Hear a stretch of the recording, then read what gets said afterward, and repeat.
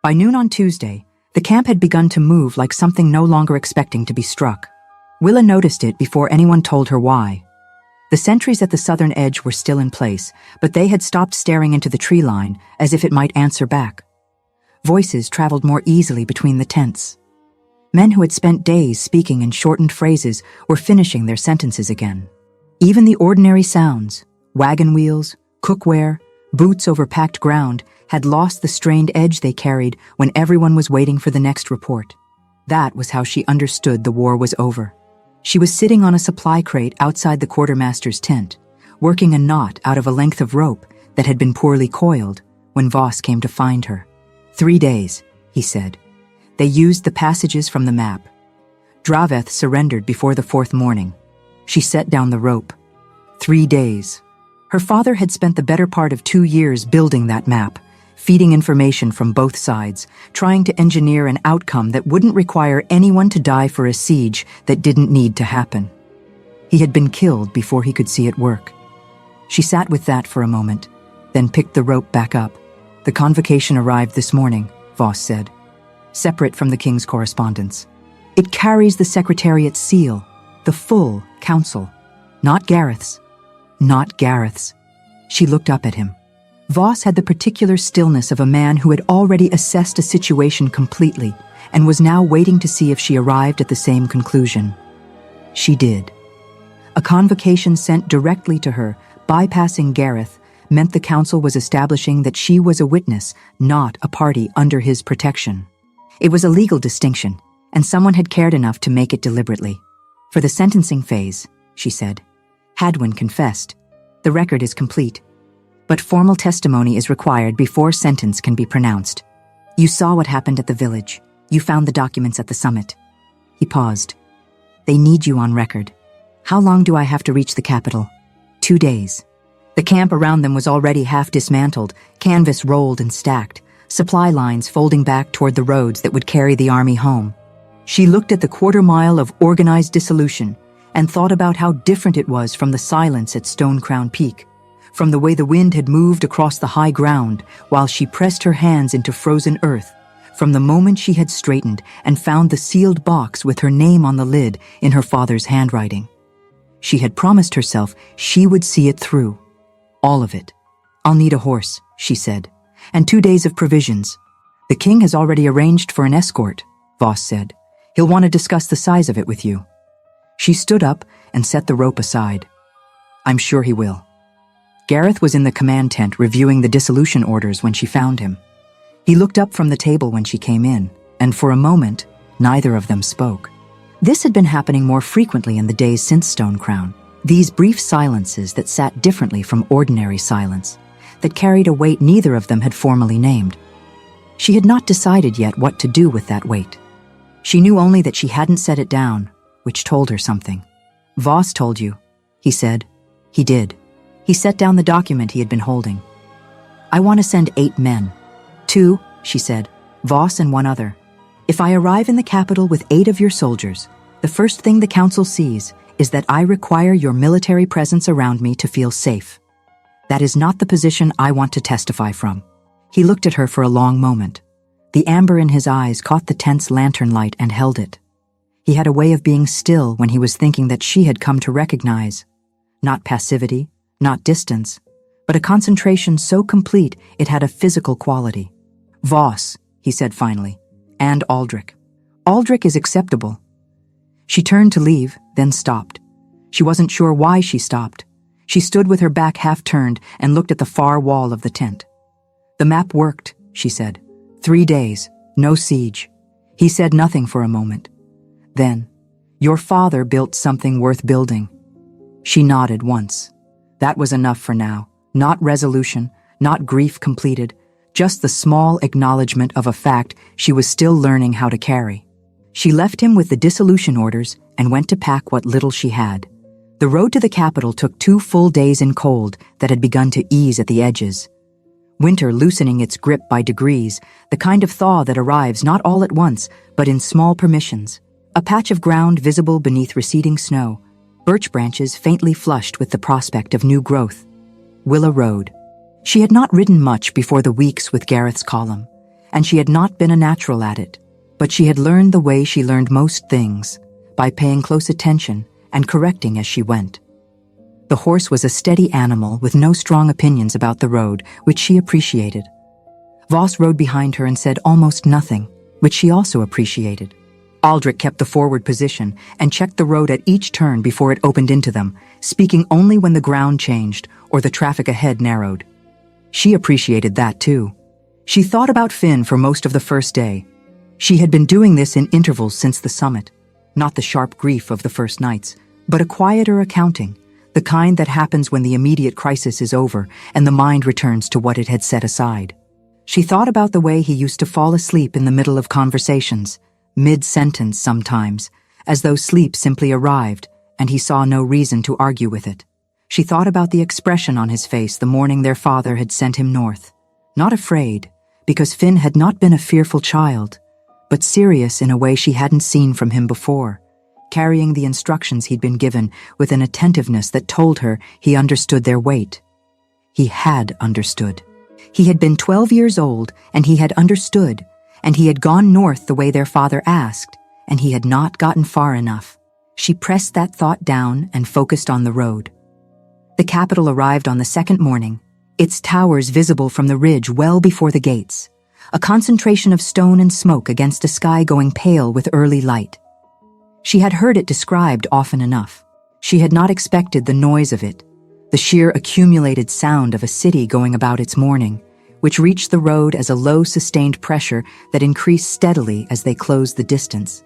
Voss had arranged lodging inside the council complex, not guest chambers off the main corridor, but a smaller set of rooms in the east wing that shared a wall with the records office.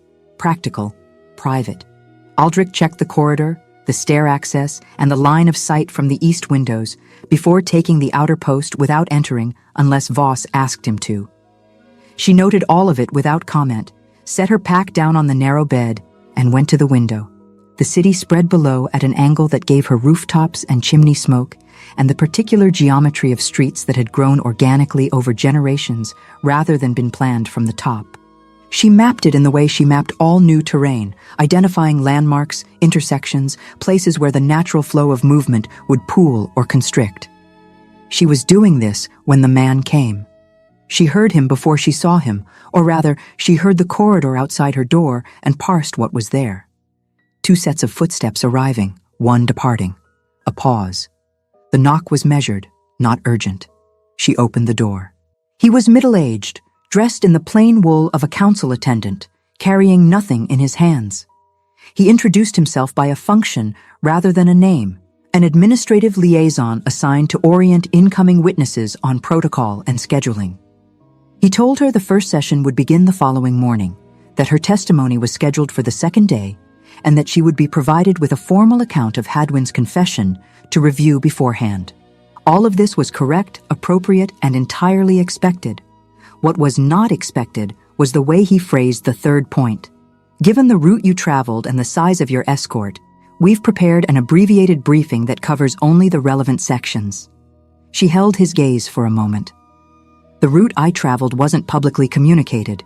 The council's logistics office coordinates with all incoming witness escorts, he said, smooth as water over stone. Standard procedure. She nodded once and thanked him, and he left. She closed the door and stood with her hand resting against it. The route she and Voss had taken from the base camp to the capital had been a practical choice made the morning of their departure, not pre-communicated to the council, not part of any formal filing. A logistics office coordinating with incoming witnesses would know that a witness was arriving and approximately when. It would not know the specific northern approach unless someone had been watching the departure. She went to find Voss. He was in the small antechamber at the end of the east wing, sharpening a knife with the focused attention of a man who was actually thinking about something else entirely. She told him what the attendant had said. He set the knife down and was quiet for a moment. "I'll look into the corridor through which your convocation was processed internally," he said. "Administrative correspondence routes through specific channels depending on who authorized them. If the same corridor that routed your convocation also handled outgoing information, that's a traceable line. How long will that take?" "Tomorrow morning." She nodded. "Don't tell Gareth yet. If someone inside the council is watching for what we know, a formal inquiry from the king closes the corridor before we can see who's using it. Voss looked at her steadily. He'll ask when I report. Tell him you're investigating. Don't tell him what you found until we have more than one piece. He picked the knife back up. She took it as agreement and went to bed. She lay in the dark in the unfamiliar room and listened to the city outside. It was never fully quiet. There was always something moving, some cart on cobblestone, some voice carrying across a courtyard, some bell marking an hour from a tower she couldn't see. She was accustomed to night sounds that belonged to living things. Wind, animals, the specific language of a forest sorting itself after dark. This was different. The city's night sounds were human all the way down. She thought about what the attendant had said and how he had said it. She thought about the door he had used to leave the corridor. Not the main entrance at the near end, but the far door, which from her brief inventory of the building when they arrived, opened onto the west passage, not the way back to the administrative offices where a logistics liaison would logically be going. He knew the building, not the way a recent employee learns a building, following the marked routes. The way someone learns a building over years, until the shortcuts become automatic and they stop noticing they're taking them. She filed this alongside the route comment and closed her eyes. Sleep came eventually, thin and shallow, and she woke before the light and lay still and thought about her father's handwriting on the lid of the sealed box, and about the look on Gareth's face when she had said the map worked, and about the fact that Hadwin's confession in the base camp tent had been complete and without hesitation, except for one thing. He had not named anyone else. He had spoken as though he were the only one. She sat up slowly in the dark. In her experience, when a man confessed completely, he confessed completely. He named names, traced lines, distributed the weight. Hadwin had not distributed the weight. He had held all of it himself. Either there was no one else to name, or there was someone he was more afraid of than he was of Gareth. She got dressed and went to find the window again and watched the capital's rooftops absorb the first gray suggestion of morning, and began thinking about who in a council chamber full of men who had just watched their colleague confess treason would have cause to feel relief rather than shock. Tomorrow she would sit in that chamber and watch all of them at once. She intended to pay very close attention. The first session began at the 9th hour. Willa took her seat in the gallery above the chamber floor and looked down at the space below. The chamber was old stone, built to last rather than to impress, with high, narrow windows that admitted light in angled columns that moved across the floor as the morning progressed. 7 chairs lined the curved table on the raised platform. 6 were already occupied when Gareth entered last and took his place at the center. She studied the 7 faces while the session was called to order. She had no knowledge of their names, their histories, their relationships to one another. She had only what was visible from where she sat: posture, attention, the small adjustments people make when they are trying to appear at ease. The man at the far left sat with his hands folded and his back completely straight. The woman 2 seats to his right kept her eyes on the documents in front of her with a consistency that suggested she was reading them, and a frequency of page turning that suggested she wasn't. The man nearest to Gareth's right had the stillness of someone conserving energy for the moment he would need it. The man at the center right of the table sat with his hands loose and his shoulders settled and his expression exactly neutral. She looked at him a moment longer than the others. He was older, gray in his hair, cut close and neat, the kind of grooming that required regular attention and reflected the habit of a man accustomed to being seen. His face arranged itself into the particular blankness of someone who had spent years in rooms like this and learned that reactions cost. He watched the proceedings with the mild attention of a man who found them neither urgent nor tedious. She marked him and moved her gaze along. Hadwin was brought in after the preliminary statements. He looked diminished from the base camp tent, not physically smaller, but reduced in some quality she couldn't name precisely. He sat where he was placed and kept his eyes on the table and said nothing during the opening of the record. Gareth spoke in the register she had come to recognize as his formal voice. Not louder than usual, but more deliberate, each sentence placed with the care of something being built to last. He recounted the established facts of the confession, the arrangement with Koreth's administrative faction, the foreknowledge of Edric's work, The soldiers directed through an undesignated corridor using the king's banner without written orders. The scouts sent to the inn on the northern trail. Each point received from Hadwin a confirmation that was barely audible from the gallery, but was enough. Then Gareth moved to the map, to Stone Crown Peak, to what had been found there. He spoke Edric's name in the official record for the first time, and Willa sat still in the gallery and did not look away from the chamber floor. From the center right of the table, the gray-haired man's hands shifted once, briefly, then resettled. She noted the timing and said nothing. Her testimony came on the second day. She had reviewed Hadwin's formal confession the night before, line by line, looking for the edges, the places where a complete account would naturally extend into adjacent information, and didn't. There were 3. She folded the document, set it on the narrow table in her room, and sat with what she found. The chamber felt different from inside it, smaller than it looked from the gallery. The 7 council members at the curved table were close enough that she could hear the scratch of quills on parchment, and the sound a chair makes against stone when someone shifts their weight without thinking. Gareth presided from the center. He did not look at her directly when she entered, which she had expected. The formality of the process required a distance that neither of them needed to discuss. She stated her name and her village and her relationship to Edric and Finn, and then she told them what she had seen. She did not perform anything.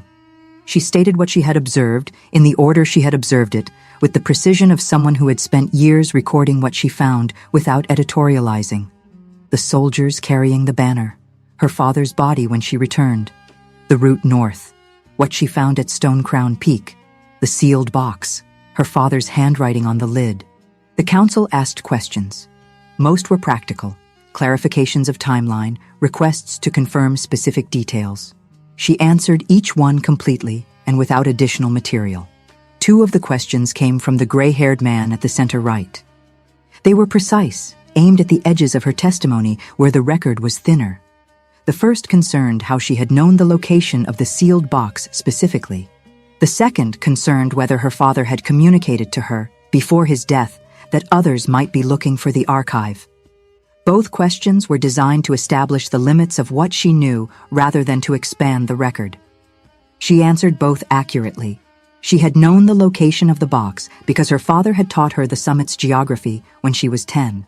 Her father had told her the archive needed to reach people with the authority to act on it, which implied he understood there were people who would try to prevent that. The gray-haired man wrote something when she said this. She watched his hand, not his face. After her testimony, she returned to the gallery. The afternoon block continued. Hadwin was questioned further about the logistics of the soldiers' movement through the undesignated corridor. She sat and watched. It was during this questioning that it happened. The council's recorder pressed Hadwin on the supply routes involved, the corridors the soldiers had used, whether those corridors had been coordinated with broader supply chain adjustments, whether the timing of the movement corresponded to other logistical decisions made in the same period. It was detailed, procedural work, and Hadwin answered each question with the flat cooperation of a man who had decided on full disclosure and was executing it. Then the recorder mentioned a specific date. A date corresponding to a period roughly 4 years before the war had formally begun. Hadwin's answer came half a beat later than all the others. It was nothing, in isolation. Less than a second. The kind of pause that appears when a question touches something the speaker has to locate rather than retrieve. She would not have marked it if she hadn't been looking for the seams, the places where a complete accounting stops short. She watched Hadwin's eyes. They moved, briefly, involuntarily, tracking left along the table to where the gray-haired man sat. Not contact, not communication. The verification of a man checking where a boundary is before deciding whether to cross it. The gray-haired man did not move at all. She sat with this for the rest of the afternoon session. Around her, the proceedings continued. She did not take her eyes off the chamber floor. When the session closed, she found Voss outside the East Wing corridor. "The corridor," she said. "Authorized by a council member named Davin," he said. 12 years in the communications chair. The authorization is old enough that no one reviewed it when it was renewed last year. It was simply renewed because it had always been renewed. He paused. The corridor handles correspondence for multiple council functions. no record of irregular use. But it could be used that way. Without leaving a trace, the standard review process would catch, yes. She looked down the corridor. The evening had come in through the far windows, gray and soft, and the torches along the wall hadn't been lit yet.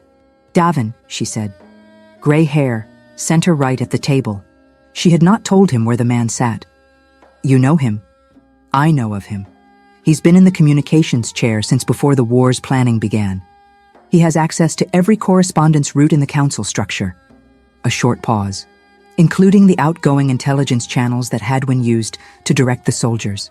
She stood with that information and let it settle into the structure of what she already had.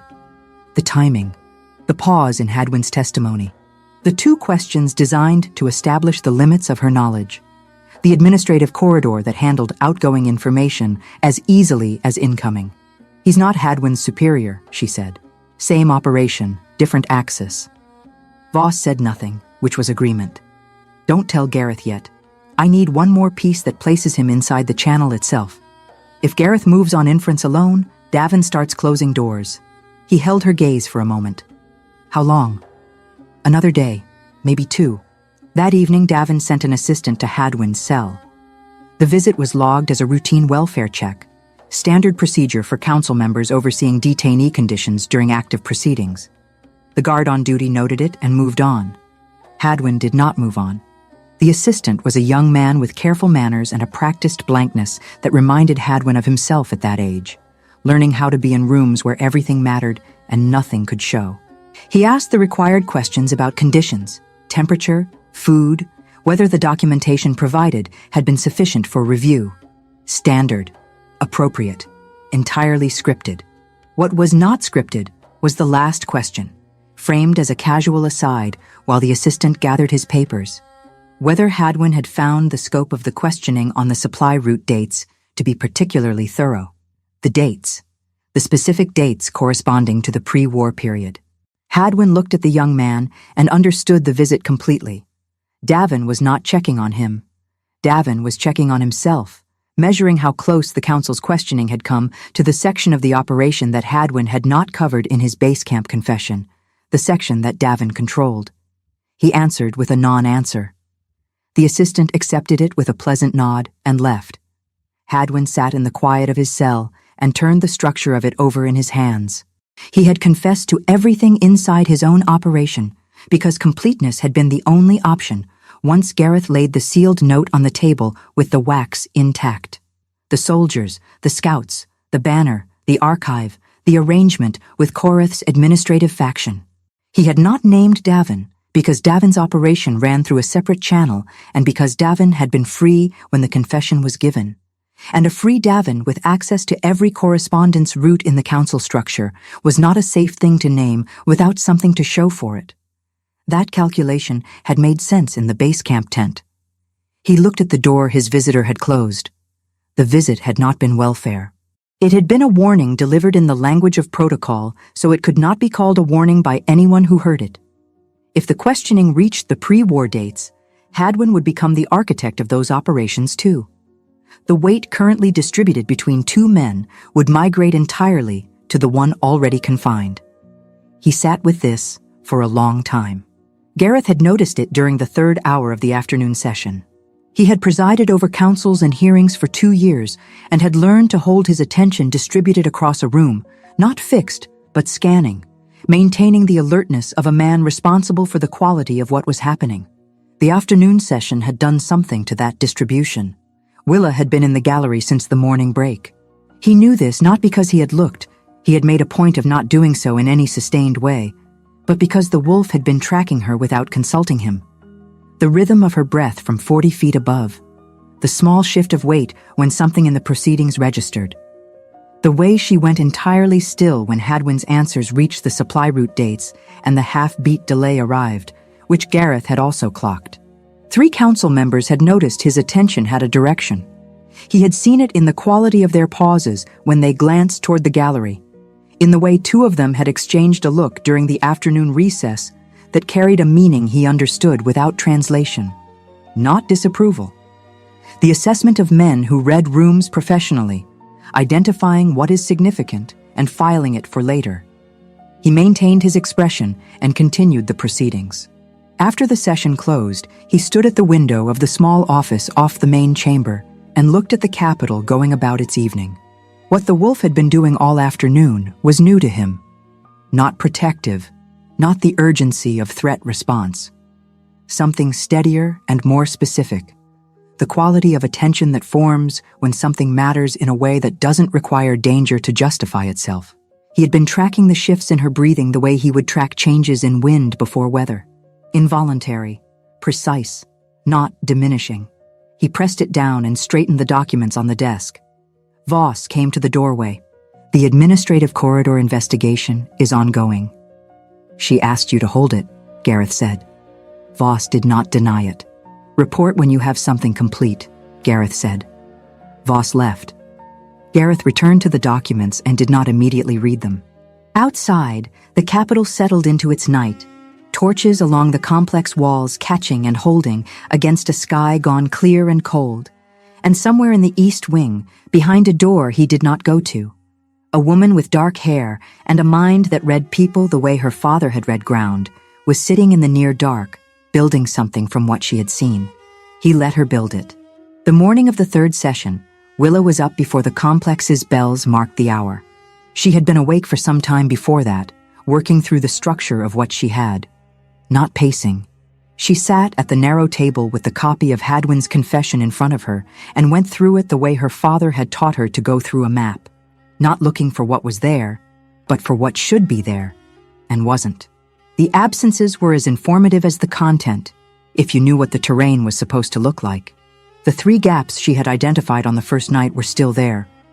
The pre-war dates, the specific supply corridors that would have required coordination above a military logistics level, the administrative architecture that had allowed Hadwin to route his orders invisibly, which was not a capability a logistics council member would typically have built himself. She folded the document and set it aside. When Voss appeared at her door, she was already dressed. I need the access records for the correspondence corridor, she said. Not who authorized it. Who had read access to the content that moved through it. Voss was quiet for a moment. Those are archived separately, restricted. You found the authorization records. Those are administrative. Access logs are classified under the communications charter. He paused. It's possible, but not through the same channel. How long? A few hours. I'll need to speak to someone directly. Do it. She went to the session. The morning block covered the financial records attached to the arrangement with Korath's administrative faction, the movement of resources that corresponded to the negotiated corridors Hadwin had kept active. It was detailed, methodical work. The council's recorder moved through the figures with the patience of someone who understood that the numbers were the spine of the record, that everything else depended on them holding. Willa watched from the gallery. Davin participated in the morning session more actively than he had on the previous days. He asked questions about the supply chain documentation, precise questions, technically well-framed, that navigated around the pre-war period without touching it. She noticed the navigation.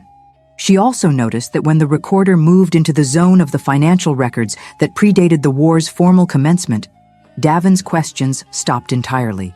He went quiet, the way a careful man goes quiet, when the room approaches something he has decided not to be near. She sat with this and let the session continue around her. Voss returned at midday. She met him in the east corridor while the council chamber cleared for the afternoon recess, and he handed her a folded piece of paper without speaking. She opened it and read the short list of names.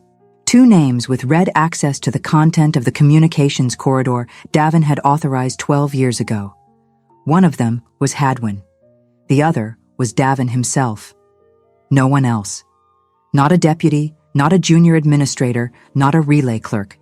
Just the 2 of them, with access that had never been expanded and never been reviewed, running through the years from the corridor's creation to the present in an unbroken private line. She folded the paper and held it. Parallel. Not hierarchy. The same channel, used from both ends, for operations that served the same purpose from different positions. Hadwin had controlled the military side, the logistics, the unit movements, the use of the king's authority to direct soldiers through corridors that would never appear in the formal campaign record. Davin had controlled the information side. What correspondence moved, what was routed, what was suppressed, what reached the council's formal attention, and what didn't. Edric had been mapping negotiated corridors for both sides of the war. He had been feeding information through channels that touched both operations. When he found the pre-war agreements, the supply routes, the economic arrangements built to sustain a prolonged conflict, he had compromised both men at the same moment without knowing either of them existed. That was why the soldiers had come to the village. Not just Hadwin protecting his logistics, both of them protecting the architecture they had spent years constructing. A cartographer who understood the full shape of what they had built was a problem neither could afford to leave unaddressed. She stood in the corridor for a long moment. Then she went to find Gareth. He was in the small room off the main chamber, the one with the window overlooking the inner courtyard, where she had found him the previous evening, working through documents that probably should have been reviewed hours earlier. He looked up when she came in. She closed the door. "I need to tell you something," she said. "All of it, in order. Don't ask questions until I've finished." He set down what he was holding. "All right," she told him. She went through it the way she went through everything, in sequence, from the first observable fact to the last, without conclusions offered before the evidence was complete. The man in the corridor who knew her route. Voss's investigation into the authorization records.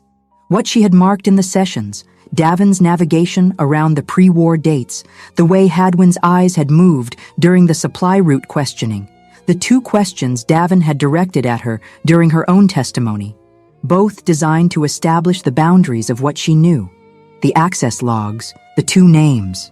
When she finished, the room was quiet. Gareth looked at the wall for a moment, not through it, just at it, the focused absence of expression that she had learned to read as the outward surface of something moving underneath. She waited. He was parallel, Gareth said. It wasn't a question. Yes, not Hadwin's superior, his counterpart. Same arrangement with Koreth's faction, different function. Hadwin ran the military side, Davin ran the information side. And my campaign structure gave Hadwin everything he needed to direct soldiers without a formal order.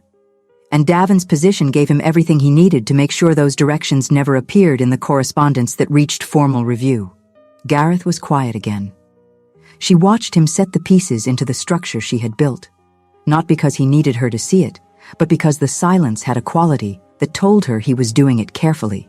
"In the tent," he said finally, "Hadwin didn't name anyone else." "No.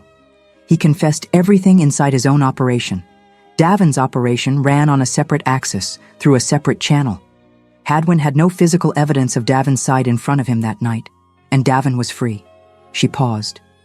A free Davin, with access to every correspondence route in the council, is not a safe thing to name without something to show for it. So he held it. He held it. Another silence. Outside, the courtyard was going gray with the afternoon's fading light, the stone walls absorbing the last warmth of a winter sun, making its early departure. "You should bring this to me formally," he said, "in the morning session. I'll need the access logs entered into the record. Voss can provide the source. He'll be called as a witness to the retrieval." "That's acceptable." She moved to leave.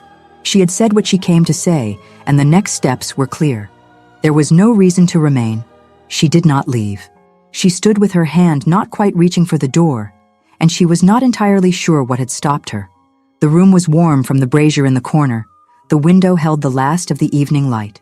Gareth was still behind her, and she was aware of him the way she had been aware of him with increasing specificity over the past days.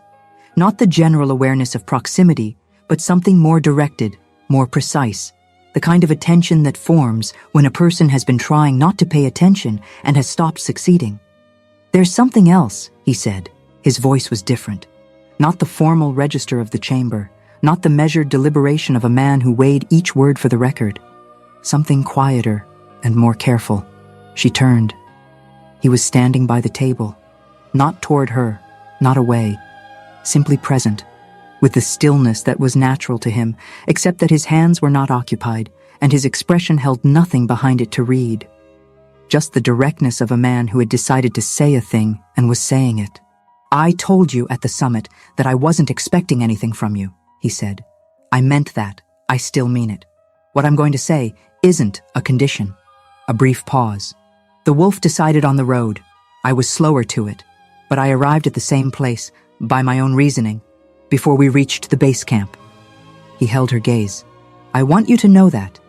Not so you'll answer it tonight. Not so you'll answer it at all until it's what you want. But you've been carrying something I put there without naming it. And that's not a fair thing to leave unnamed. The room was very quiet. She looked at him, at the line of his jaw, the dark hair falling just short of his shoulders, the amber eyes that caught the brazier's light and held it. She had been aware for some time that there was something she was not examining directly. She had made that choice with intention, because the weeks since the road had been filled with grief and cold and the specific focus of moving toward a fixed point, and some things could not be examined while you were still moving. She was not moving now. She stood in a warm room in the capital her father had never reached and thought about the inn floor and the way he had placed himself between her and the dark before going out. About the summit and the sound he had made when she pressed the sealed box into his hands, and the quality of the silence afterward that she had not known how to categorize. About every morning on the road when she had woken to find that he had positioned himself between her and whatever direction the wind was coming from, without saying so. I know, she said. It came out quieter than she intended. He did not press. She had known he wouldn't, which was part of what made it possible to say. She turned back to the door. Her hand found the latch. Gareth.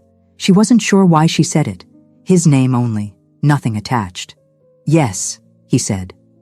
She opened the door and went into the corridor, and did not look back. And her chest was doing something she had no current vocabulary for, and was not going to try to name in a hallway.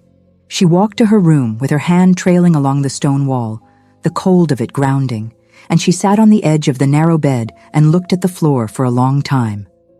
She thought about her father, who had built routes for people to move through without becoming casualties of something larger than themselves.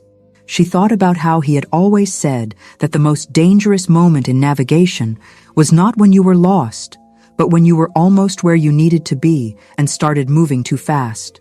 She was not going to move too fast. But she was also not going to pretend she didn't know where she was. 3 floors above her rooms, in the residential wing of the council complex, Davin stood at his window in the dark. His manservant had delivered the report an hour ago. The King's lieutenant had been seen entering the East Wing archives with a credentials request. The specific archive had not been confirmed, but the timing corresponded to the 3rd day of Davin's own quiet monitoring of what the investigation was reaching, the access logs. He pressed his fingers flat against the window ledge. The access logs were restricted under the communications charter, which he had authored. They were not retrievable through standard administrative channels without a formal judicial request. A formal judicial request would require the council's authorization. He sat on the council. What they should not have been able to obtain without his awareness, they had apparently obtained. He ran through the shape of it. The witness from the north, a civilian, no formal status, no institutional backing, arrived with a minimum escort, who had spent 3 days in the gallery watching the proceedings, who had been asked 2 questions on her testimony day, both targeted, both answered accurately and without overreach, which told him she was disciplined, who had received a private visit from the king that had lasted past the 2nd evening bell. He had underestimated the shape of what she was doing. He would not do so again. He turned from the window and sat at his desk and looked at the clean surface of it. He had 12 years in this position. He knew every mechanism available to him within the council's formal structure. He knew which ones left marks and which ones didn't. He knew which ones could be used against a civilian witness without appearing to be what they were. He began to think carefully about how to use what he knew. The 4th session opened without incident. Willa was in the gallery when Davin raised his hand to address the chamber before the recorder had finished the morning's preliminary statements. Gareth acknowledged him with a gesture. Davin rose. He spoke in the measured cadence of a man presenting information he considered regrettable but necessary. He cited the Council's custodial charter, subsection 4, which governed the handling of strategic military intelligence by civilians operating outside formal institutional structures. He cited the specific clause that required any document classified as high-value territorial intelligence to pass through the Council's records office before being placed in the hands of the presiding authority. He cited the date on which the map of Draveth's interior passages had been transferred directly from Willa to the Alpha King, without that step having occurred. He did not raise his voice. He did not look toward the gallery. "The witness's testimony has been valuable to this proceeding," he said. "That is not in question. What is in question is whether the council can accept testimony from a civilian whose handling of classified military intelligence has not been formally reviewed. The charter is clear. A review hearing is required before the witness can be released from the council's jurisdiction." A pause settled over the chamber. Gareth's expression did not change. Willa watched him from the gallery and saw the moment he understood the full architecture of the move, not just what Davin was doing, but how it had been built. The clause was real. The charter provision was real. It had been drafted 12 years ago, during the period when Davin had first taken the communications chair. She had not known that until this moment, but she knew it now with a certainty that required no verification. Davin continued. "Additionally, the council should note that the presiding authority's conduct during these sessions has raised questions regarding impartiality. Multiple members have observed a pattern of directed attention toward the witness in question that is inconsistent with the neutrality required of the chair." He set a folded document on the table. "I have prepared a formal notation requesting that the record reflect this observation." The chamber was very quiet. Gareth looked at Davin for a moment. Then he looked at the document. "The notation will be entered into the record," he said. His voice carried no register of the thing it had cost him to say it. "The review hearing for the witness will be scheduled through the standard process. This session will proceed." He moved the morning forward without further acknowledgement of either point. Willa reached the bottom of the gallery stairs and found Voss waiting. "You heard," she said. "All of it." She walked. He kept pace beside her through the outer corridor and said nothing while she moved through the decision. The review hearing was a cage built from legitimate materials. While it was active, she was within the council's jurisdiction. Davin had 12 years of familiarity with every mechanism available to him inside that structure, and he was now using the time the hearing would require to do whatever he needed to do with the access logs, the records, the chain of correspondence that connected him to the pre-war arrangements. She needed those original documents, not the access logs, not the administrative trail Voss had followed. The actual correspondence, the letters, the agreements, the paper record of what Davin and Koreth's administrative faction had built together before the war existed. Those documents, if they existed, would be in the council's central archive. Under the communications charter, any subject of an active hearing had the right to access documents relevant to the review of their case. She was now a subject of an active hearing. "I need to go to the central archive," she said. Voss was quiet for half a step. "Davin will know the moment you make that request." "Yes. He'll move to block it. He'll try to move faster than I do." She stopped at the corridor's intersection and looked at the two directions available. "Which way is the archive from here?" "West Passage, down 2 floors, through the records office." "I know where the records office is." She had mapped the building on the first day. Not deliberately, not as strategy, just the way she mapped all new terrain, building the internal geometry from the first walk through. "Come with me. If anything happens before we reach it, go for Gareth. I'm not leaving you in a corridor. If something happens, Gareth needs to know before Davin has the chance to frame whatever happens as something it isn't." Voss held her gaze for a moment. "I'll be 3 steps behind you." They moved. The West Passage was longer than the route she had taken on her first day. It ran along the building's outer wall, with narrow windows on the left, admitting cold afternoon light at intervals. The corridor was not empty. Council attendants moved through it with documents and messages, the ordinary traffic of an institution that ran on paper and delegation. She walked at a pace that was purposeful without being urgent, the gait of someone who knew where she was going and had business there. She was halfway down the passage when she heard it. Not footsteps. The absence of footsteps where there should have been some. 2 points in the corridor's ambient sound that had gone quiet in the particular way of people who have stopped moving because they are waiting for something to pass. She identified the first point without slowing. A doorway on the right, 6 feet ahead, shallow enough that the shadow it cast was narrow but present. The second point was farther, the intersection at the passage's midpoint, where the corridor widened briefly before narrowing again, and where an alcove in the wall sat deep enough to hold a man who didn't want to be seen. 2 of them. Credentials and uniforms, most likely. Men with the right to be in this corridor who had been placed here by someone who could authorize their presence without leaving a mark in the standard movement logs. She did not slow. The doorway on the right was closer.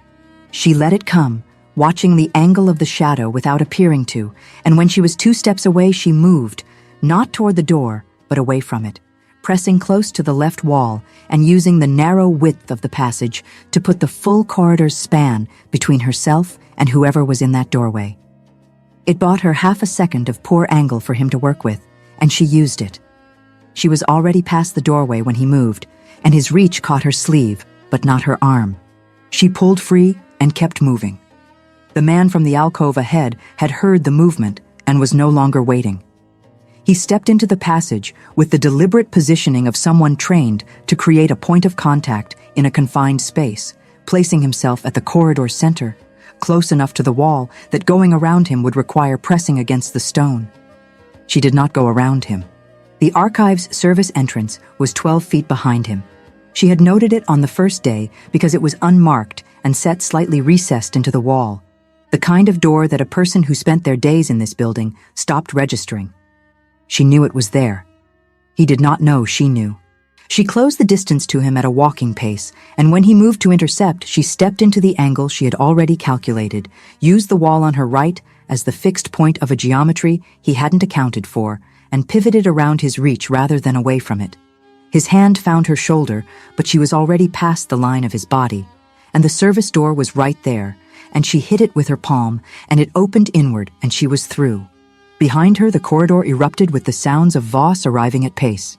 She did not wait to hear how it resolved. The archive was cold and smelled of old paper and the particular stillness of rooms where things are stored rather than used.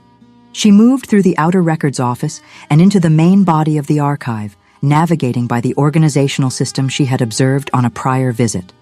Correspondence sorted chronologically and then by origin, the oldest materials in the deepest section, the pre-war years in the back rows where the shelving ran close together and the light from the high windows barely reached.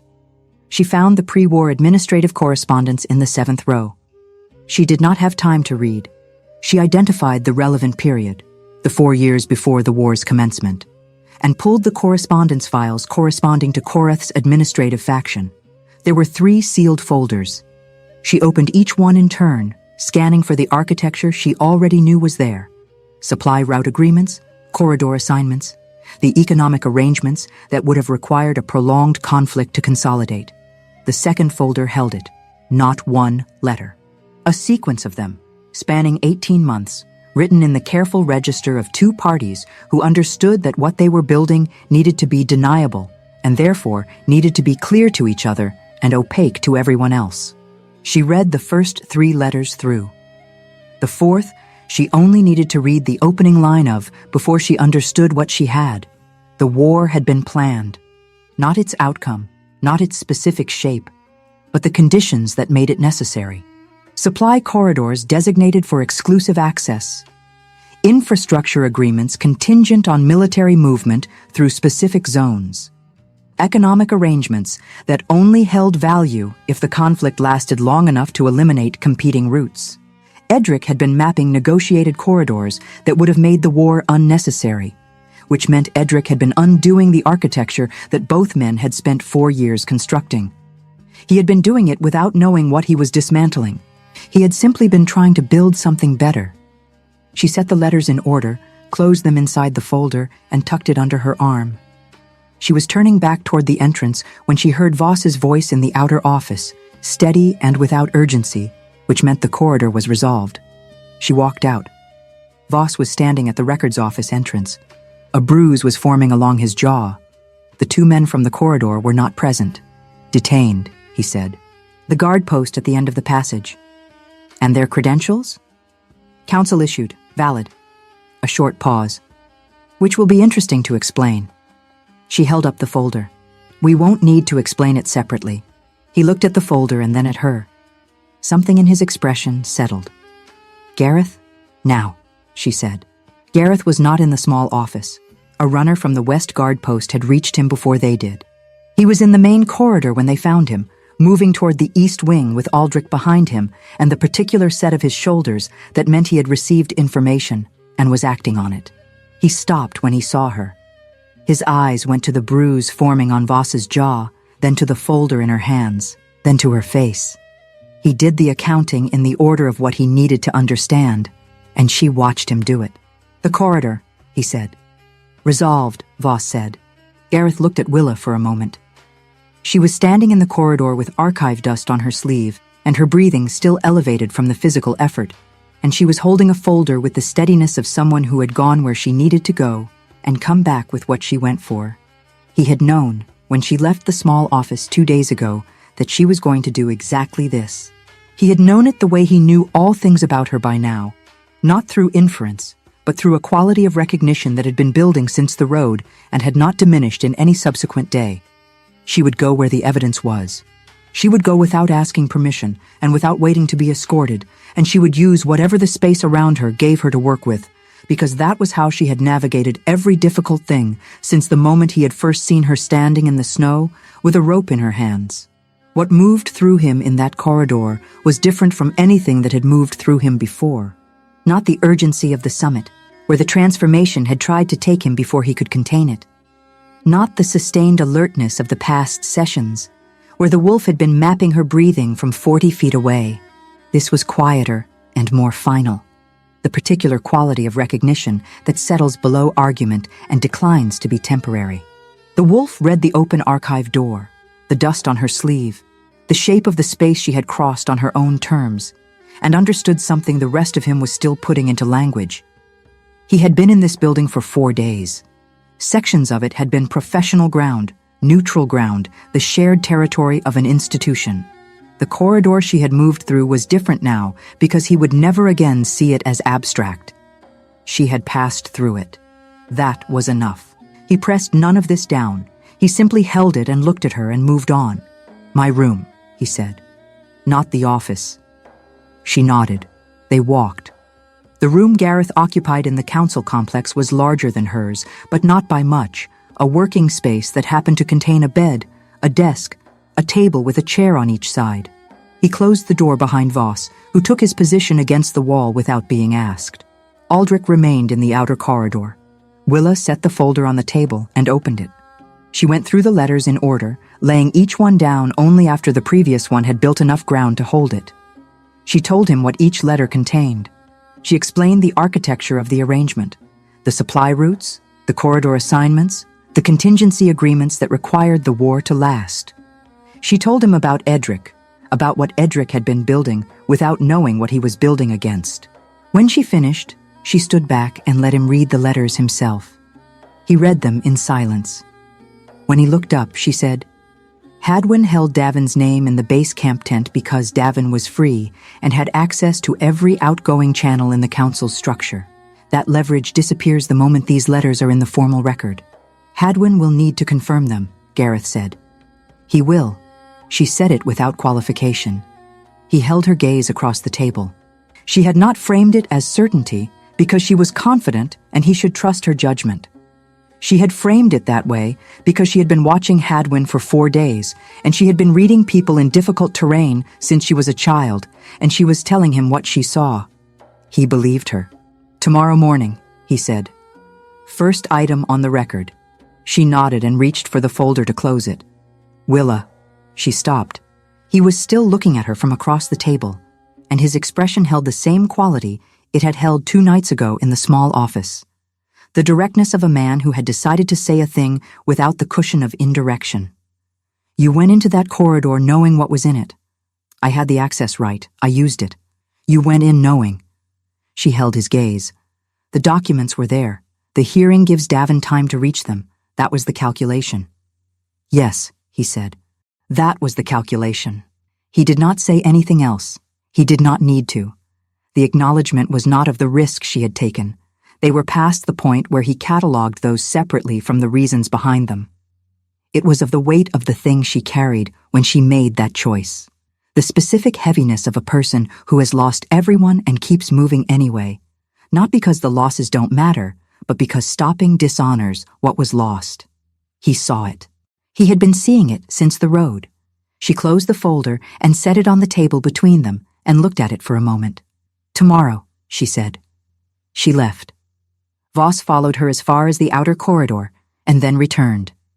Gareth stood at the table with the letters in front of him and did not move for some time.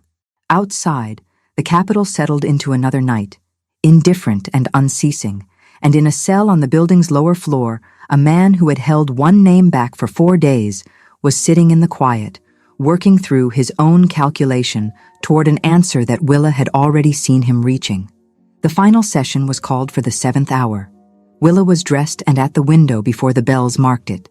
The sky outside was clear for the first time since she had arrived. The kind of cold morning that comes after a week of cloud cover, where the light hits stone at a low angle and makes everything look like it was built yesterday. She stood with her hands around a cup of water and looked at the rooftops and thought about her father. He had never seen the capital.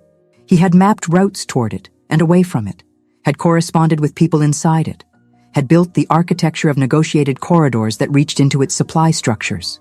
He had known its geography the way she had known Stone Crown Peak before she climbed it, through the testimony of paper and other people's accounts. He had spent the last years of his life trying to reach a result that would make the capital's decisions less fatal for the people who lived in their consequences.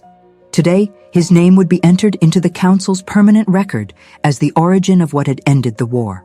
She set the cup down and went to the chamber. Gareth opened the session without preamble. He placed the archive folder on the table in front of the council and stated, for the formal record, that the documents inside had been located and compiled by the witness Willa of the Iron Vale territory. He did not frame it as a gesture. He did not attach sentiment to it. He stated it as fact in the register of the permanent record because it was a fact and the record required accuracy.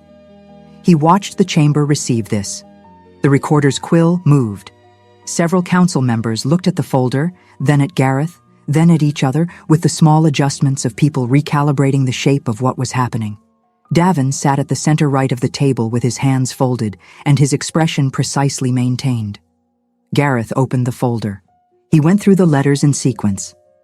He stated what each one contained: the supply route agreements, the corridor designations, the contingency arrangements predating the war's commencement by 4 years.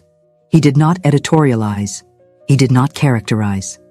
He placed each document into the record by content and date and origin, and let the council hear the architecture of it as it assembled. The chamber grew quieter as he continued. By the 4th letter, the quality of the silence had changed.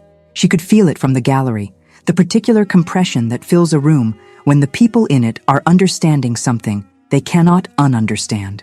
The council members who had been watching Davin in their peripheral vision with the cautious attention of people near something unstable were now looking at him directly. He did not look back at them. When Gareth finished, he set the final letter down and looked at the table.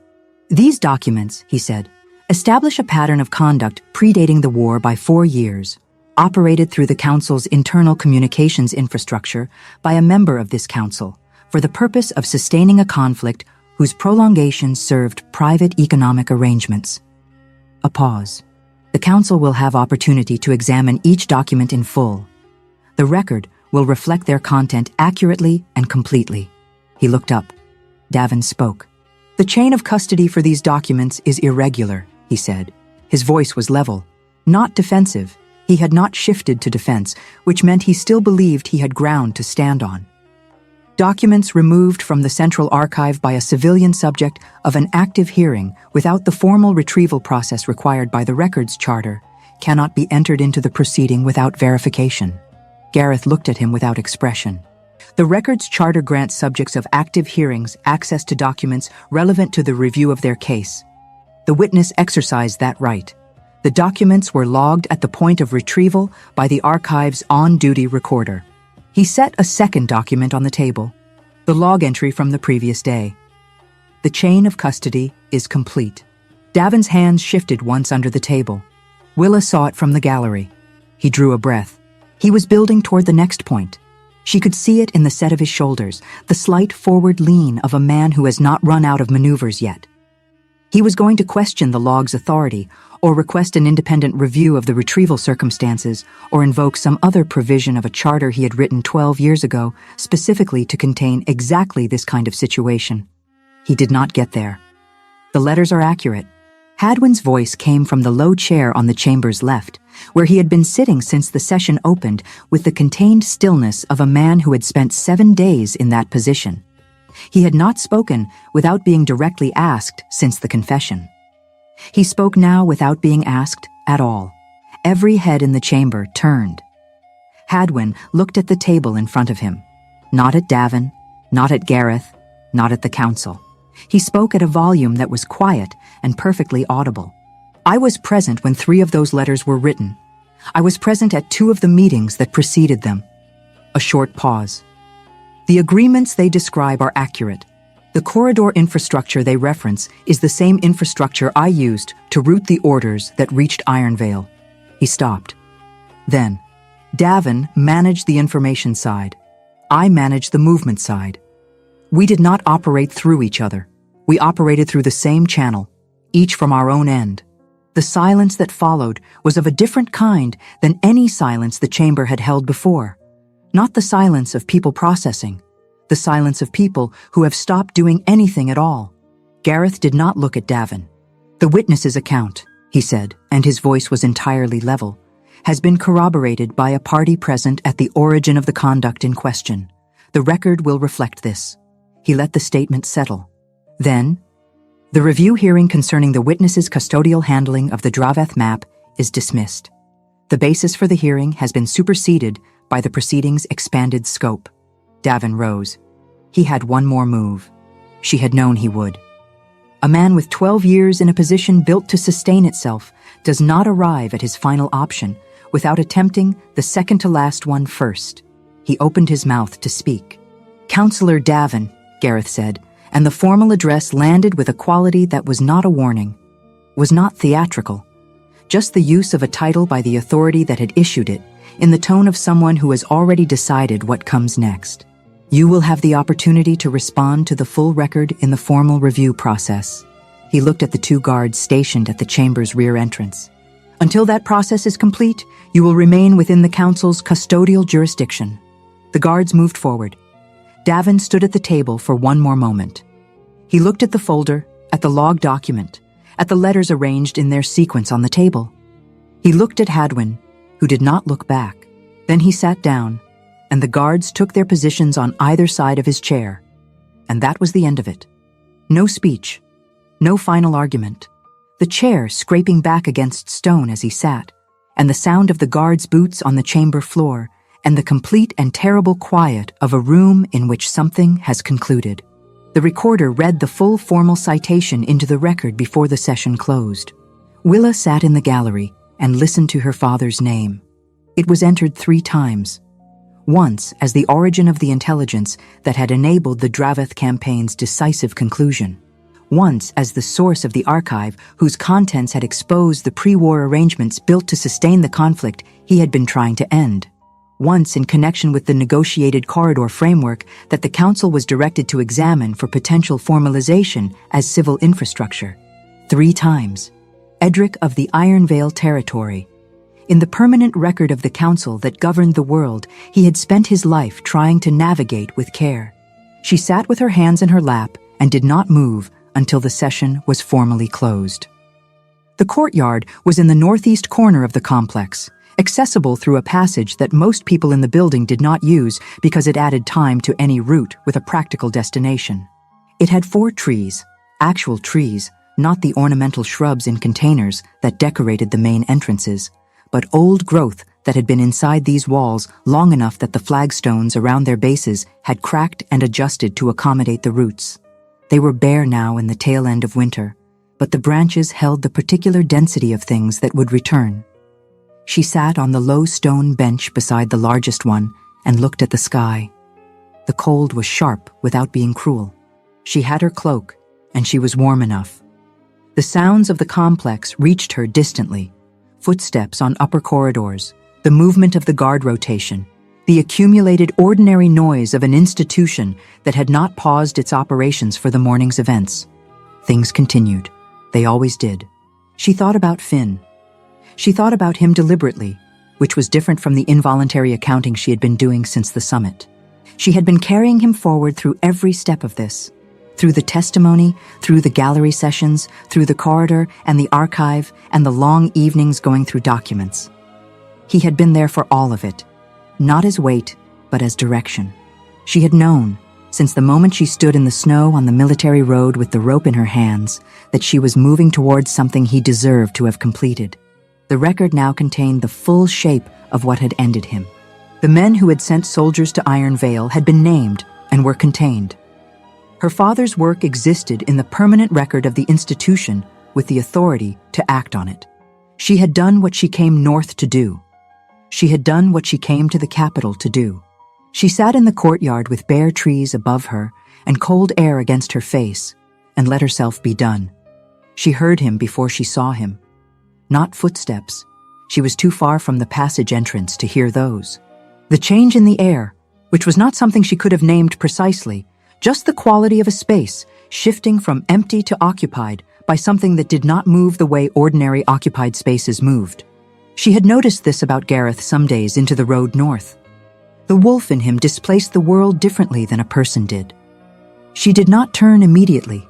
He came around the bench and stood at the edge of the flagstones where the roots had pushed up the stone in long, slow ridges, and he looked at the tree for a moment before he looked at her. She looked up at him.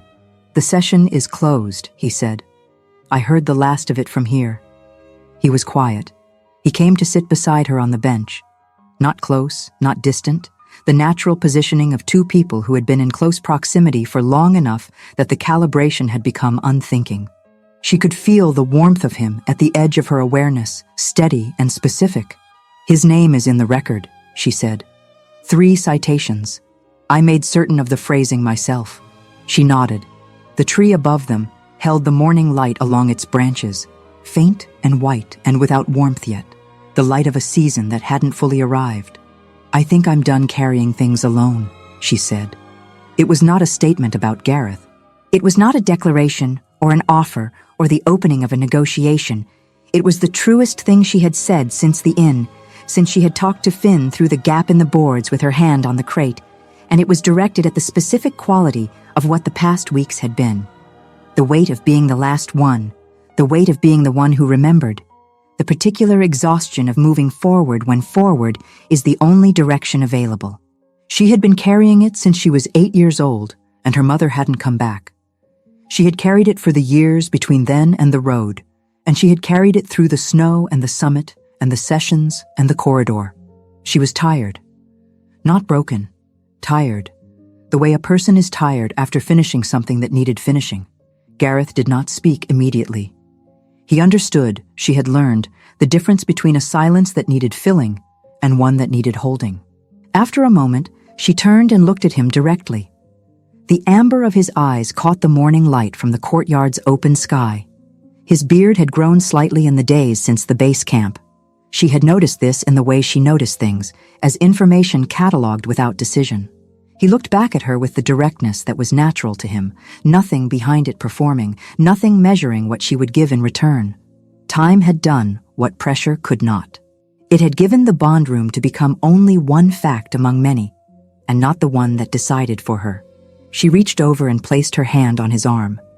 It was the same arm, the same gesture, as the inn, the night he had been half asleep and she had crossed the dark room and pulled him out of the path of what was coming. That time she had done it without thinking, the instinct of danger overriding everything deliberate. This time she was thinking very clearly. She was choosing, with full knowledge of what she was choosing, and the difference between those two moments was the full distance of everything they had moved through together. He looked at her hand on his arm. Then he looked at her face. He did not say anything. He did not need to. His hand came to rest over hers, his palm across her knuckles, his warmth moving through the contact in the specific way she had been not examining for weeks. She let herself examine it now. She sat with it and found that it did not require anything from her that she was not prepared to give. They stayed that way in the courtyard for some time, while the morning advanced above them and the bare trees held their patient architecture against the cold. and the capital moved through its indifferent, unceasing business on the other side of the stone walls. She did not feel like the last one anymore. Spring came in the way it always did in the capital, incrementally without announcement, in small accretions of warmth and growth that accumulated until one morning you looked out the window and the world was different, and you could not have said exactly when it had changed. Willa noticed it the morning she realized the chair at the work table had become uncomfortable. Not the chair itself, the fit of her against it, the way she had to adjust how she sat to accommodate what was no longer ambiguous. She set down the pen and put her hand flat against her midsection, and sat for a moment in the quiet of the room. The room had become hers over the months since the session closed.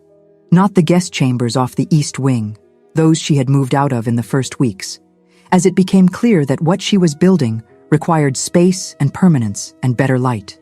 This room was in the south wing, with a window that faced east, and a table large enough for the full spread of the route maps she had been reconstructing from her father's method. His original maps were in the council's archive, held as evidence and record. She was building new ones, not copies of what he had made, but continuations of what he had been building toward. The framework for corridors that could carry people and goods across the territory without becoming casualties of whoever's flags were flying that season. Some mornings, in the first light, she still caught herself thinking that Finn would have stretched out on the floorboards and asked why a road that looked so certain on paper could disappear in spring mud. The thought no longer stopped the work. It sat beside it. She had been asked to present the first section to the council in 2 weeks. She was still looking at her hand when Gareth came in. He did not knock. He had stopped doing that at some point she hadn't precisely identified, the same way she had stopped tracking whether he was in the room as information requiring response and started tracking it as simply part of the room's condition. He came through the door and set a folded document on the corner of the table and looked at the spread of maps and then at her. She watched him notice. Not the hand. She had moved it back to the table. The quality of her stillness, the particular way she was sitting. He had a precision of attention that she had long since stopped being surprised by, a capacity to register what was present without requiring it to announce itself. He went still. The shift that moved through him was visible, not in his expression, which remained what it always was, but in the wolf's surface, rising before the man had finished processing. She had seen this before, the involuntary precedence of instinct when something significant occurred. This was different in character from anything she had seen before. Not protective, not territorial in the mode of threat response, something larger and quieter and more complete than either of those things. The wolf looking at the fact of this and finding it not surprising, as though it had always been a matter of when rather than whether. His form shifted slightly, a fraction, a suggestion at the edges of him of what was underneath, not loss of control. The wolf surfacing because it did not see any reason, in this room, with this woman, to be anywhere other than the surface. She looked at him and did not move back. She had never not moved back when he surfaced this way. She had not moved back from fear. She had moved back from the correct instinct that the moment was not hers to step into. This was different. This was her room, her table, her maps, and the father of the child she was carrying, standing in the morning light, looking at her with everything that he was present in his face. She stayed where she was. He crossed the room and knelt in front of her chair, which was a thing she had not expected from him. The deliberate, physical descent of a man who did not typically place himself below anything. He put his hand against her midsection where hers had been, his palm flat and warm. He stayed there. She put her hand over his. The morning moved through the window and crossed the maps on the table, the routes her father had begun, the corridors he had believed in, the network of passage that would carry people through the territory without requiring them to be casualties of it. Her father's handwriting on the original maps was in the archive. Her handwriting was on these ones. And in some years, there would be a person in this room who hadn't been here yet, who would learn the method the way she had learned it, in the body, in the movement, in the understanding that the best routes are the ones that have been walked enough to become real. A route my father charted in the northern section still doesn't close, she said. Her voice was steady. The junction north of the river crossing. I've been working it for 2 weeks. Gareth looked at the relevant section of the map for a moment. The crossing shifts in the thaw. The junction needs to account for 2 different positions. That's what I thought. She picked up the pen. Here. She marked the adjustment. He watched, and then pointed to the section east of the junction where the same thaw pattern would create a secondary problem. She followed his reasoning and corrected for it. They worked through the morning, 2 people at a table with a map between them, and the particular ease of people who have moved past the phase of careful presentation and arrived at the place where the work itself is the conversation. Outside, the capital continued. The spring continued. The roots continued. Outward from the table. Through the territory her father had walked before her, opening the ground for people who would never know the name of the woman who made them possible. She did not mind that. Edric was already in the record. That was enough. She looked at the map and then at the man beside her and thought that her father, who had believed more than anything in the possibility of passage, in the idea that the right route, found and made real, could carry people through the most difficult terrain towards something better, would have found a certain completeness in this. If you made it this far, you already know. Willa didn't come to the capital looking for a king. She came to finish what her father started, and to make sure the people who ended her family couldn't simply walk away from it. That's all she wanted. Everything else arrived without an invitation. Edric spent his life building routes so people could move through the world without becoming casualties of it. He didn't live to see it work, but it worked. And now his daughter is carrying it forward, with his name in the record, a child coming in the spring, and a man who learned that the best thing he could do was simply keep up with her. Thank you for listening. And I have to ask, what was the moment that got you? Was it the courtyard, the archive corridor, or did Gareth lose you completely when he knelt? Let me know in the comments.